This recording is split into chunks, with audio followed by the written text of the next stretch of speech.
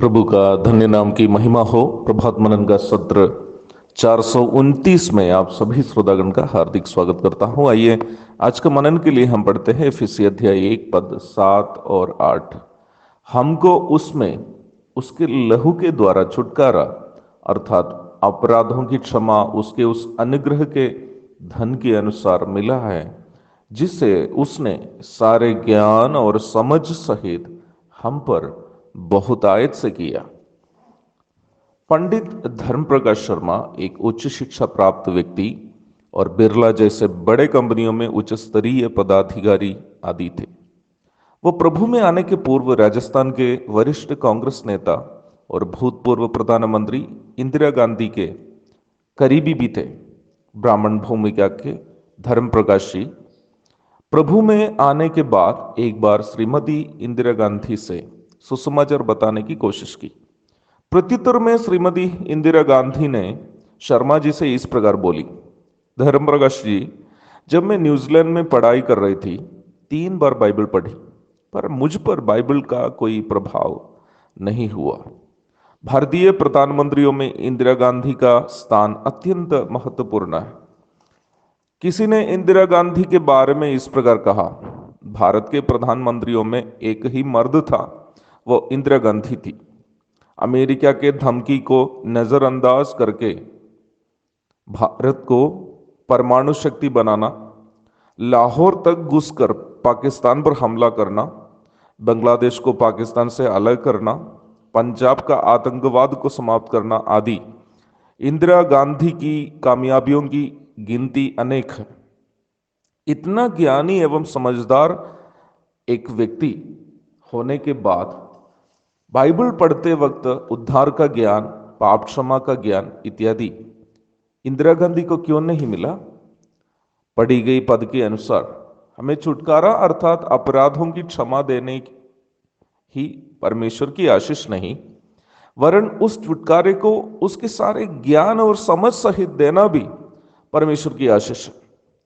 याद रखने की बात यह भी है कि छुटकारे का ज्ञान पाना छुटकारा नहीं है, परंतु छुटकारे का ज्ञान पाए बिना छुटकारा पाना भी संभव नहीं है। यीशु मसीह के द्वारा मिलने वाला छुटकारे का ज्ञान पाने के बाद उस ज्ञान के अनुसार यीशु मसीह पर विश्वास करने वालों को ही छुटकारा मिलता है। पर ज्ञान भी अगर नहीं मिला तो विश्वास कैसे करेंगे? यीशु मसीह के द्वारा मिलने वाला छुटकारा अर्थात अपराधों की क्षमा का ज्ञान किसी को कैसे मिलता है?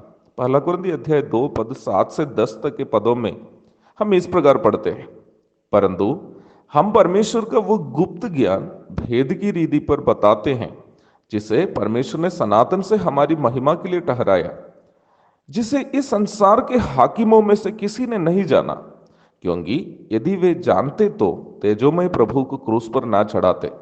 परंतु जैसा लिखा है, जो बातें आंख ने नहीं देखी और कान ने नहीं सुनी और जो बातें मनुष्य के चित्त में नहीं चढ़ी, वही है जो परमेश्वर ने अपने प्रेम रखने वालों के लिए तैयार की है।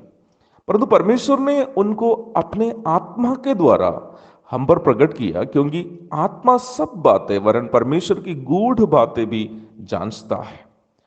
अन्य भागों में हम इस प्रकार पढ़ते हैं, यूहन्ना ने उत्तर दिया, जब तक मनुष्य को स्वर्ग से ना दिया जाए तब तक वह कुछ नहीं पा सकता। यूहन्ना अध्याय 3 पद 27।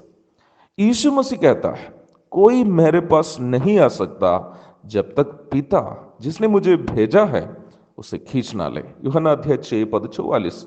पवित्र आत्मा की कार्यशैली के विषय में पुनः हम इस प्रकार यूहन्ना में पढ़ते हैं, वो आकर संसार को पाप और धार्मिकता और न्याय के विषय में निरुत्तर करेगा।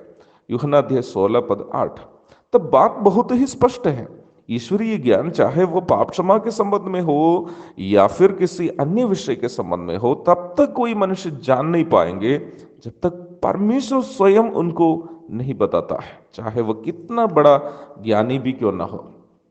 इसलिए ही हम मसीही विश्वासी जो इस छुटकारे को पाए हैं, ये कभी नहीं सोचे कि हम बड़े ज्ञानी थे इसलिए इसे जाना, और जो भी लोग इसे ना जान पाए वे सब मूर्ख है। नहीं, बिल्कुल नहीं। सुनिएगा कि परमेश्वर का वचन क्या कहता है।